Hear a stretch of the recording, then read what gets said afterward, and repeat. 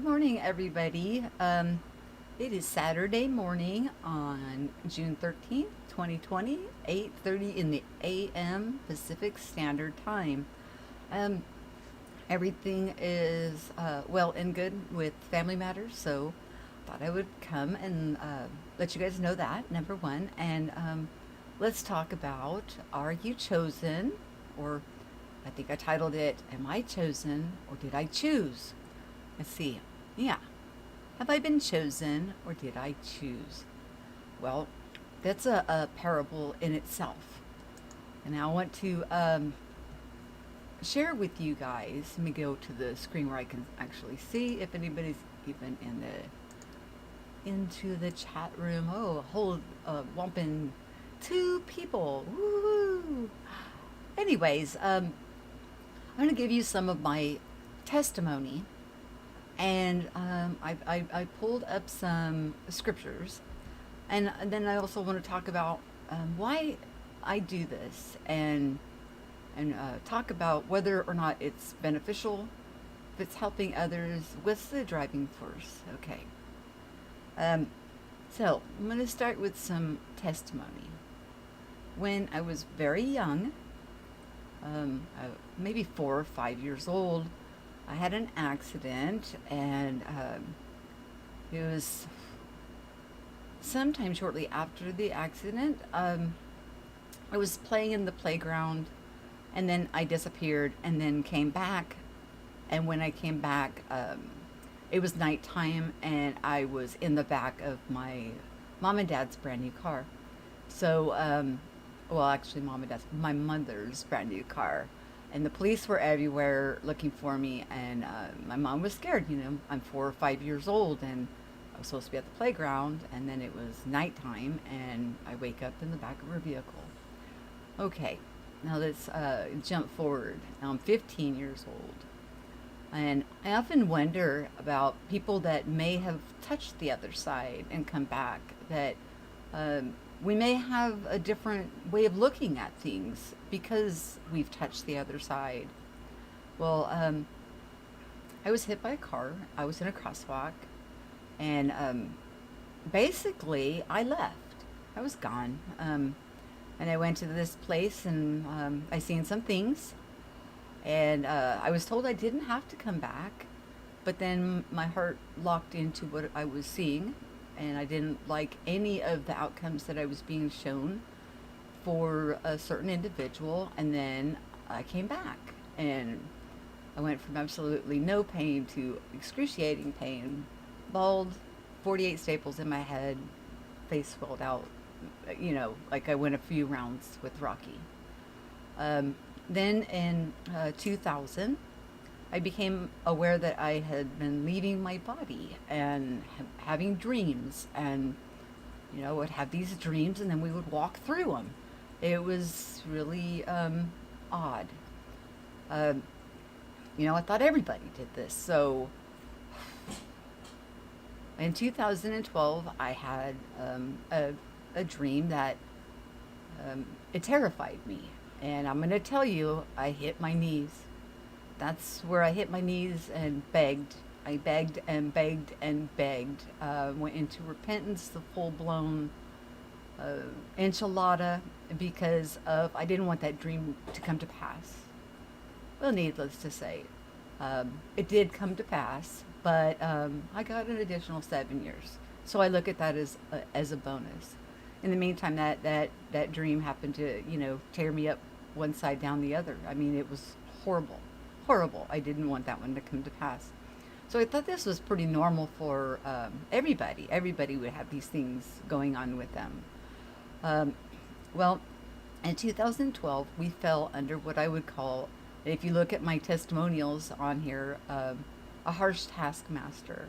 I got into fundamental Christianity. I tried to make myself perfect in order for that dream to not to come to pass. I did not want to have the track record that I had. I would have the dream, it would come to pass. I'd have the dream, it would come to pass. I did not want that track record. But then again, like I said, I thought this was happening with everybody. It was normal. And then it wasn't until 2012, and I was raised Christian. My mom took us to church every Sunday when I was a child. Went through the 3 years and then the confirmation, the whole 9 yards. I've read my Bible several times. But I thought this was normal for everybody, that everybody operates in these gifts, these abilities. And I do think still today that we do. I think that everybody operates in gifts and abilities, whether you're aware of it or not. So I'm giving you my testimony because I look at it that if there was somebody out there that like me that was talking about this stuff, what a peaceful feeling that would have brought to me of I'm not going through this alone. There's other people that are having these phenomena within them. It's a normal part of our spiritual development. But mainly what we ran into, my husband and I both, were that would teach on gifts were like Baptist ministers or fundamentalists. It's very strict. Like you don't get the gifts or the miracles unless you're absolutely perfect. And like I said, I didn't want that dream to come to pass so bad that I tried to make myself perfect.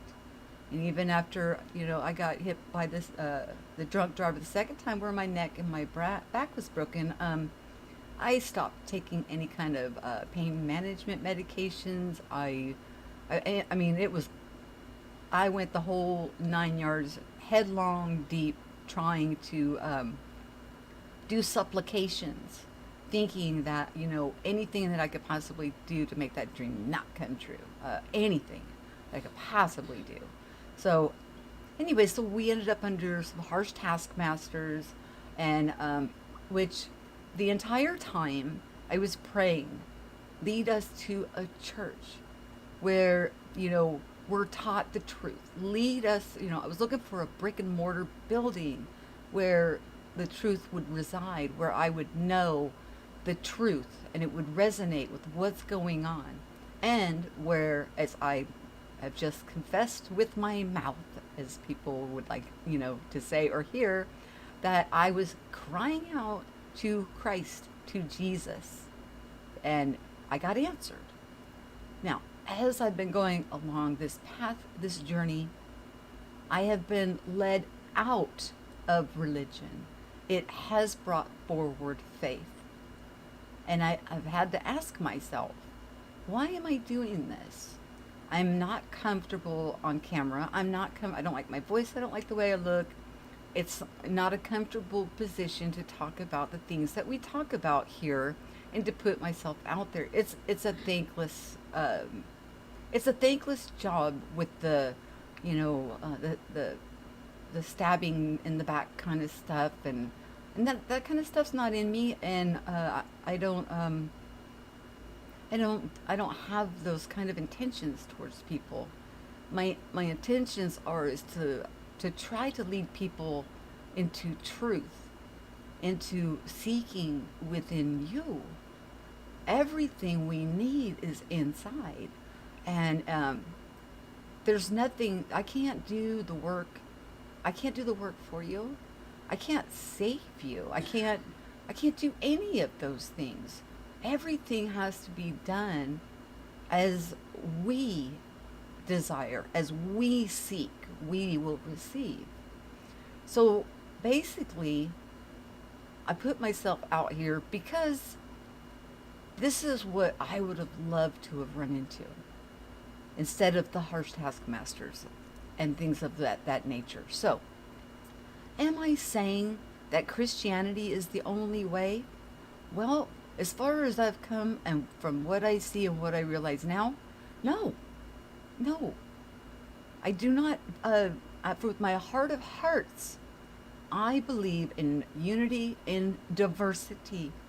We are not supposed to be cookie cutouts of each other, believing one way, acting one way, and all being exactly the same. We are supposed to be colorful, unique beings, exchanging ideas, perspectives, experiences with one another. we're here to expand. We're a spiritual being having a physical experience in order to learn and to grow and to understand concepts that really, where we're from, would never even, we wouldn't be able to unless we did it in a place like this. To be able to feel what it feels like to not have, to be homeless, so you can have the gratitude for the roof over your head, to, have people get mad at you or hurt your feelings, so you can understand when you are being loved and loved unconditionally. It's like the opposites exist only for our extension of our experience for expansion. I know that this place is very convincing. I know that this place has got so many different constructs and so many different delusions, and we believe them. But we create them. We're creating them on a subconscious, if you're not aware of it, level, or a conscious or quantum conscious level. And the more consciously aware that you are of your surroundings and the awareness of who you are, the more pointed that you can actually focus and have a say so in your surroundings. We get so stuck into remembering to forget that we end up giving our power away. We give it away to the wrong things. We put our energy and support behind fear-based narratives and feed into those kind of things. And then what happens when we feed our energy into it? We create it. And then we wonder, who's to blame? Who's the victim? There's no victim when we create it. Anyways, I'm going off on a tangent, and I'm really not. I'm really not trying to. I'm just trying to understand and put some of my testimony out, so people know where I've been and where I've come from, and why I do this, why I put myself out there, I guess, for the mockers and the scoffers and the judgers and the accusers to do what they do, when really my heart is wanting for you guys to be led to the truth.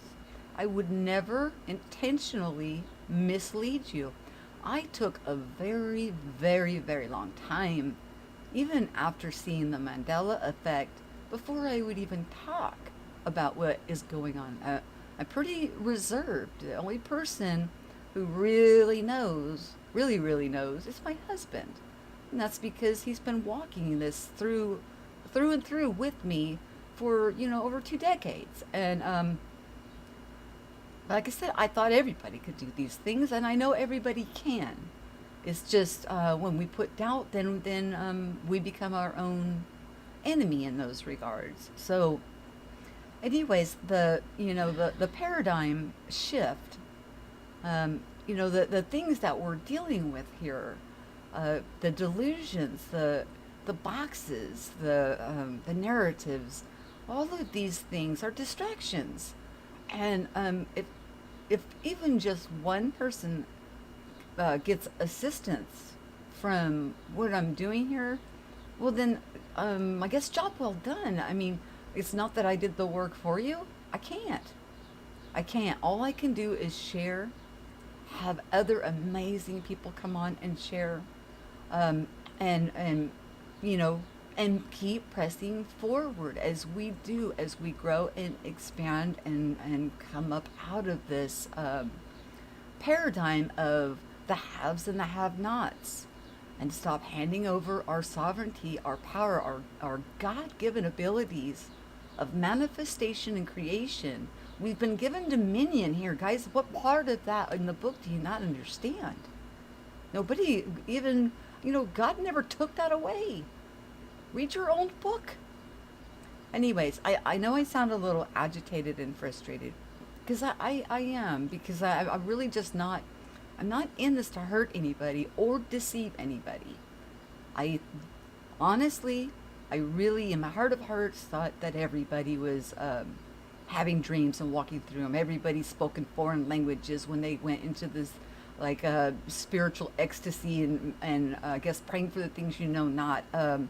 I thought everybody could feel people's energy around them and know if they're suffering and knew how to reel those things in, so that way you were no longer blending energy with everybody around you, and that you could focus it out towards somebody who's willing to accept it without encroaching on their experience here and their sovereignty. There's so much that is going on that even with our gifts and abilities, we have to make sure that we're using them properly and that we are not negating or taking away from somebody else's sovereignty and experience that they're here to have. Maybe they're here to have and go through this illness so it can expand their awareness of their being, their soul growth. We've got to watch that, and we need to take into accountability and responsibility every action and reaction that we have to every situation. Yes, yes, Donna, God gives us the eyes and the ears to hear, yes, and to put God into the outcome. God, I don't see anything outside of God. And I know you guys have heard me say that over and over again. This place, I don't see anything outside of God. This has to be an amazing creator. I talk about the love embrace. When I had that NDE, people call them NDEs, I would call it more of a death experience. I was over there. The place where I was at was so pure. The love, the energy there, the gentleman that came and spoke with me, it told me I didn't have to come back.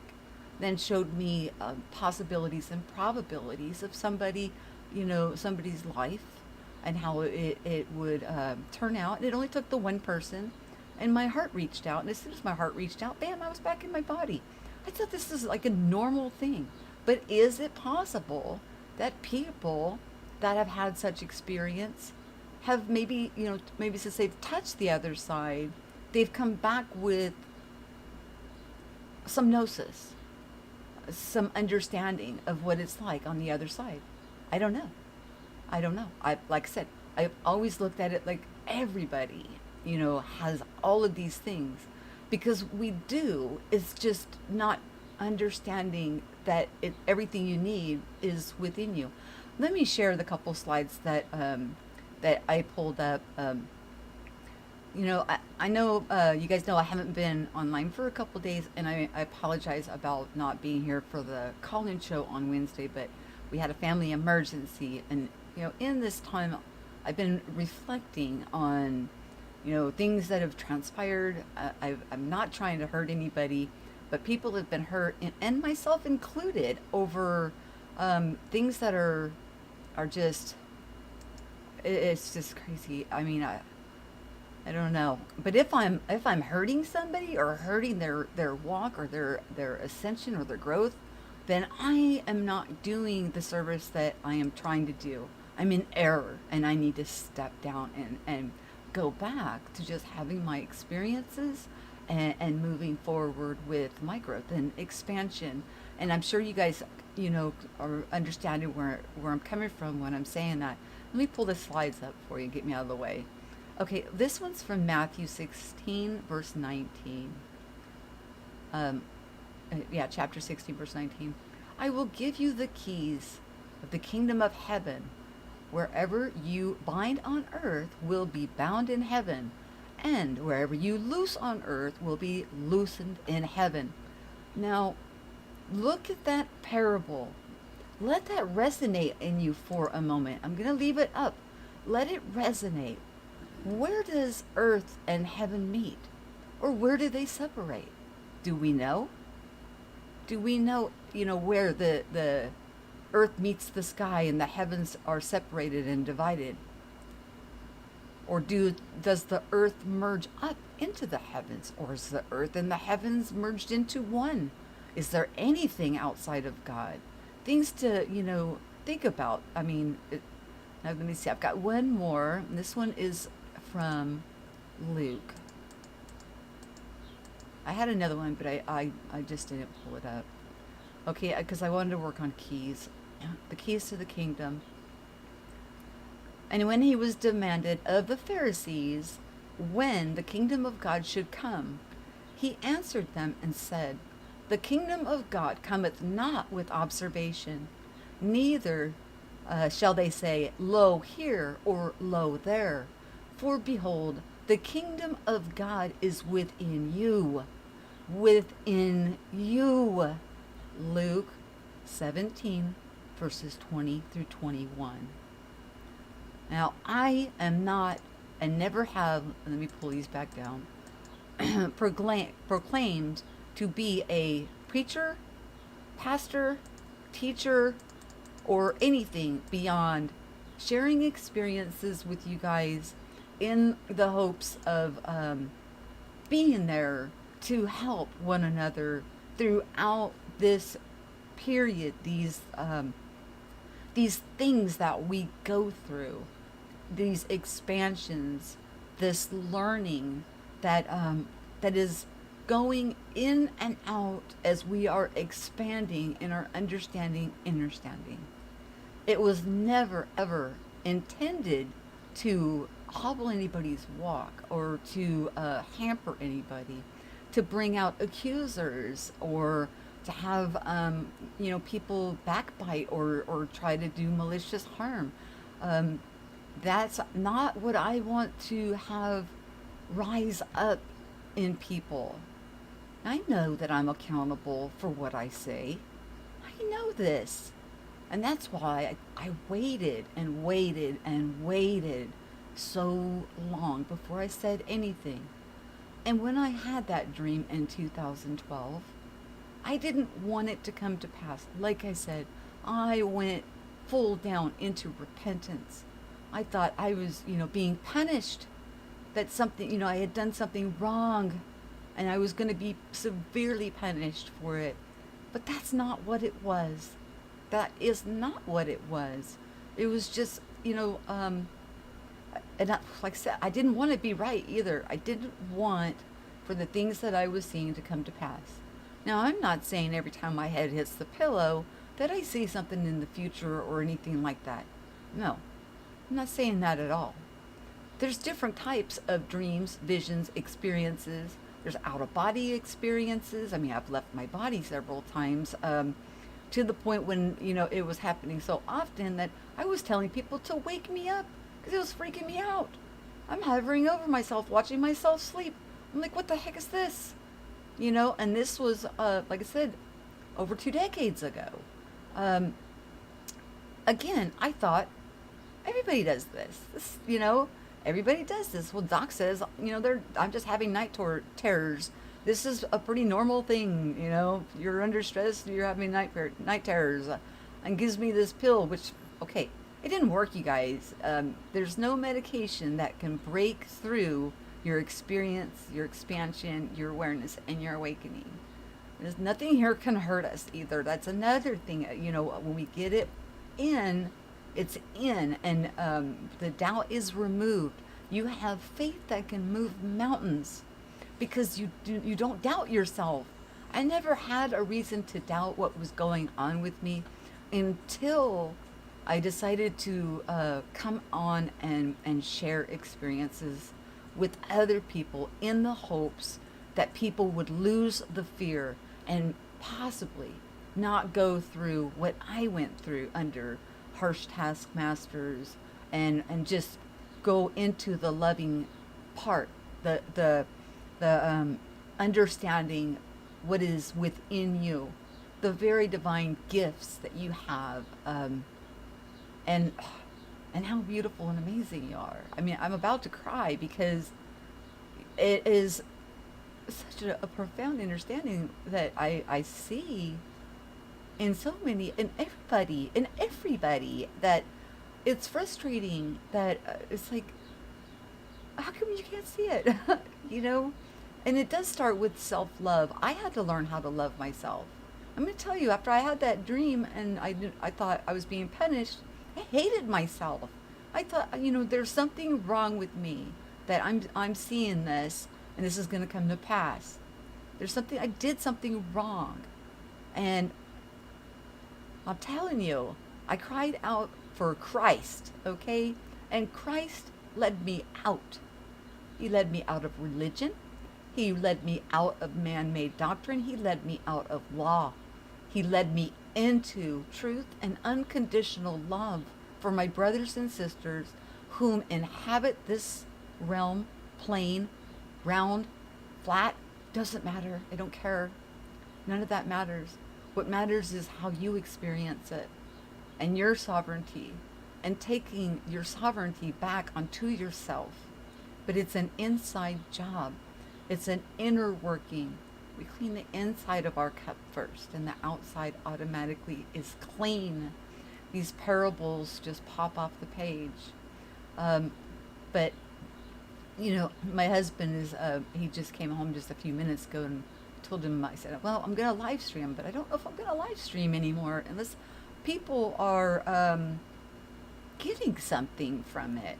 I would rather sit in and fellowship with somebody and talk to somebody about their awareness and where they're growing and glean from that conversation than to put myself out here like this and be accused, attacked, or or things like that, or do harm to other people's walk, because that's not in my intentions. Not one ounce of me wants to hurt anybody. At the same time, we have to take into consideration, what's the harder thing to do when I'm attacked? And I'm going to tell you, I had to really capture my thoughts. Would it have been easier for me to lash out on somebody and just attack them and use their own scripture against them and put them in their place, my channel battling their channel? Well, maybe I would have felt better for that moment, but knowing I know who they are. I know who they are to me. So later on, I would then deal with the guilt. I know I would deal with the guilt. I would feel bad about it. I would have hurt somebody, and I would not have felt good about myself and what I did to that person. So don't think of your kindness, your love, your tender heart, your giving nature as a weakness. It's not a weakness. It's a strength beyond measure. Sorry. It's a strength beyond measure. It's much more difficult to stay on the path of peace, love, and expansion, growth, respecting each other's sovereignty, especially when people are, being disrespectful or, throwing knives at you or shooting those fiery darts, which the Bible talks about, the accuser of the brethren, or, it hurts, and that's the last thing that I want to do is hurt anybody else or their walk or their faith. I don't mind about people's religion. You like religion? Have your religion. That's what life is about. Have your experience. Just realize that, we are all accountable for what we do to one another and how we treat one another and what we do with this short time that we're here in Earth School, with the expansion, the growth, the understanding of who we are, what we're capable of doing, taking responsibility for what we are creating and owning it on the micro and the macro. On the macro, we're in it together. It's I had a very, very deep conversation with a wonderful person that hopefully will be joining us on here if I proceed forward, depending on what you guys say. I mean, it really has to do with, am I hurting people's walk?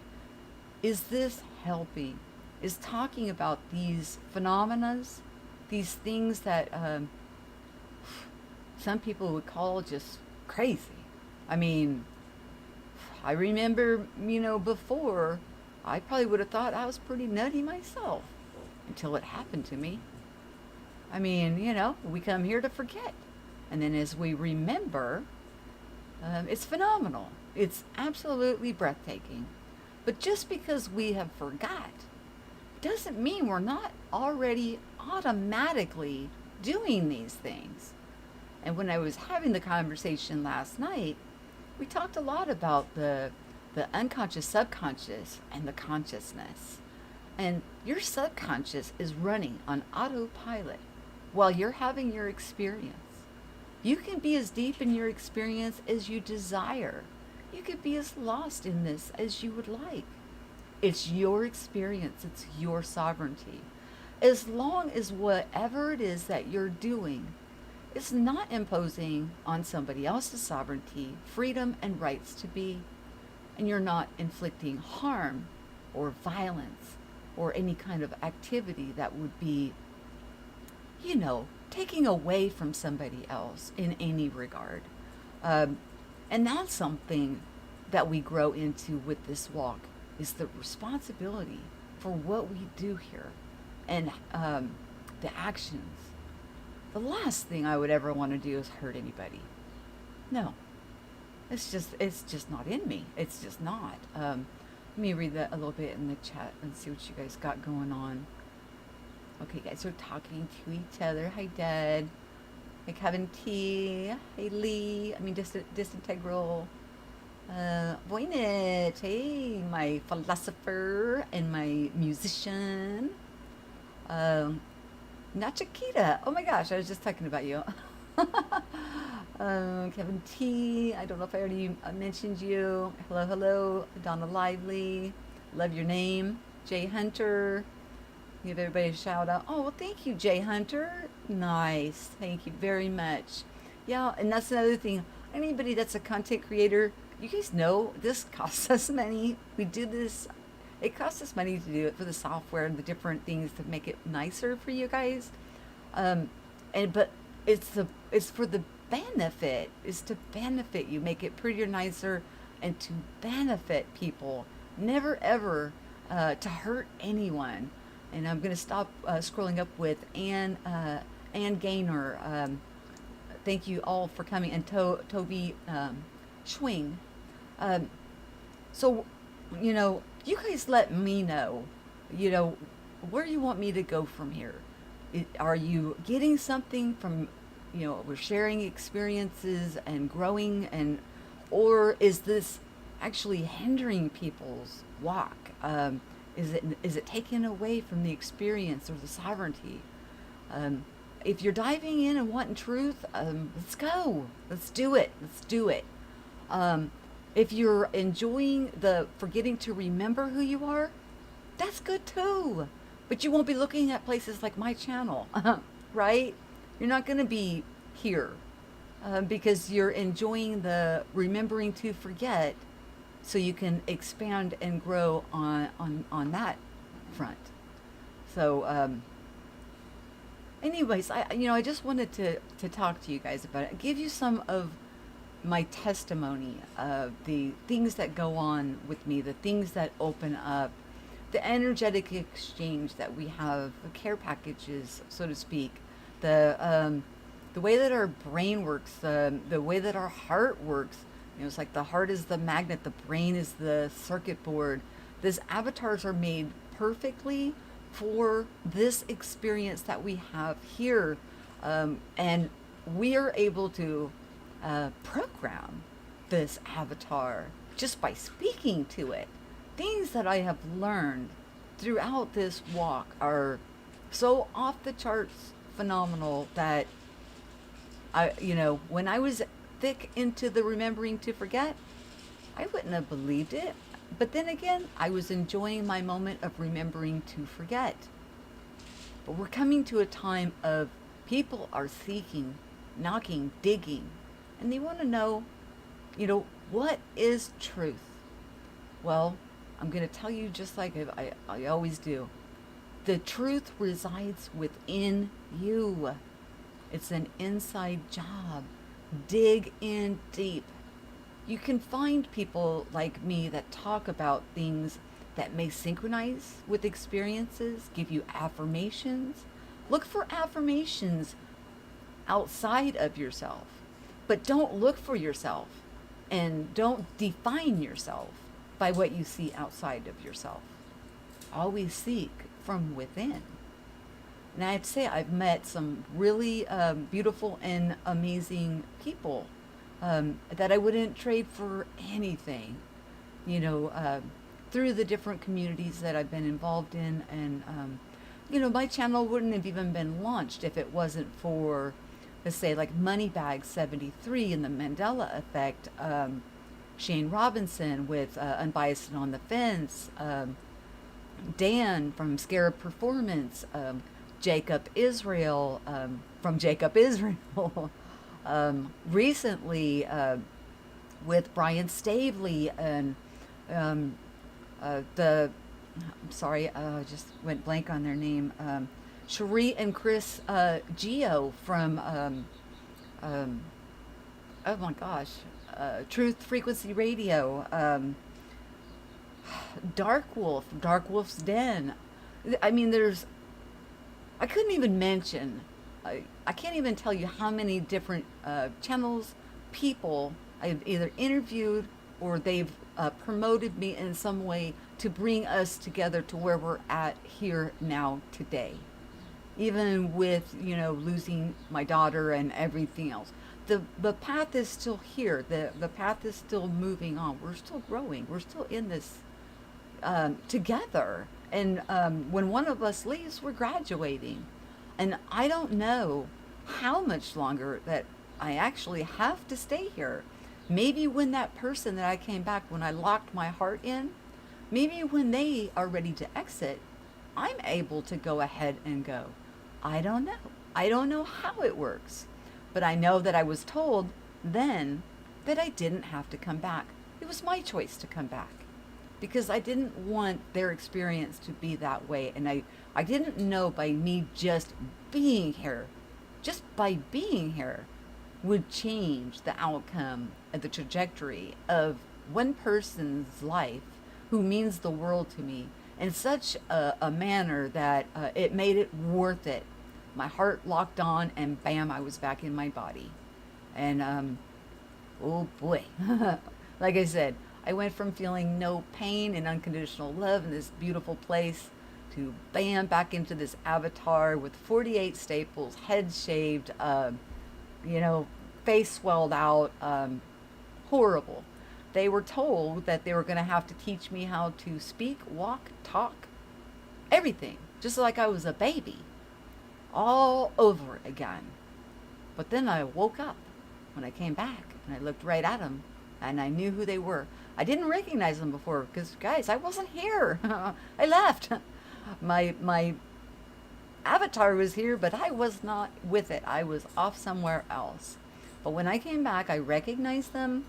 And the only thing that I lacked was I have a little bit of trouble with reading when I was a voracious reader. Letters jumble a little bit. That's it. But I got to tell you, I didn't go back to school. I was out for 6 months as I was recovering.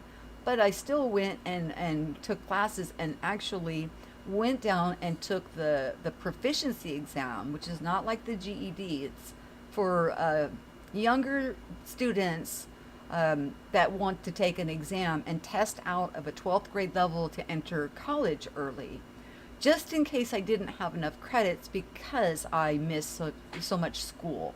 And I passed that test too. So, they got me back without having to be such a burden on their life. And I am grateful, that I didn't have to be such a burden to my parents.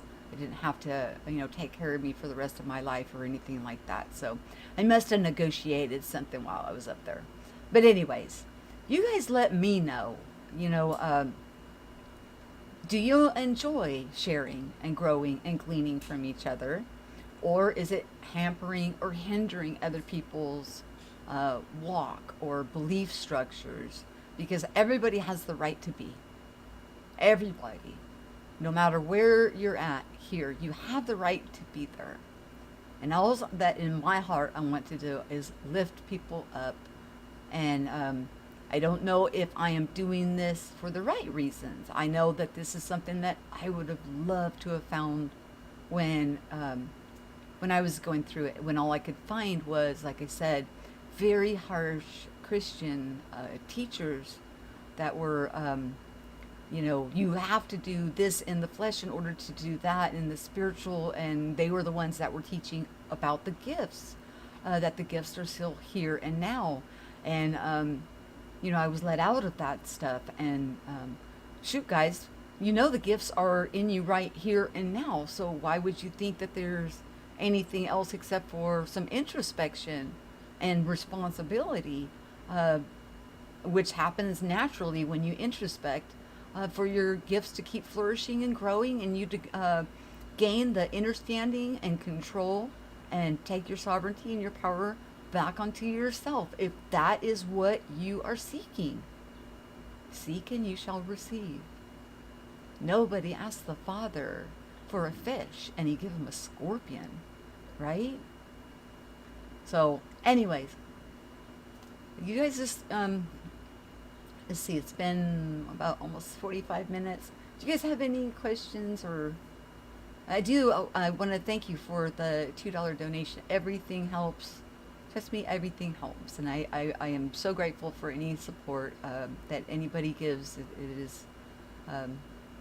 It is very nice. It's very kind, very generous. So you guys let me know if you're, are you growing? Are you gleaning? Are you seeking? Are you finding? Are you having experiences? Do you have profound things happening within your life that, you can't explain, and you want a safe platform to be able to talk about such things that without judgment? That's what I'm trying to create here.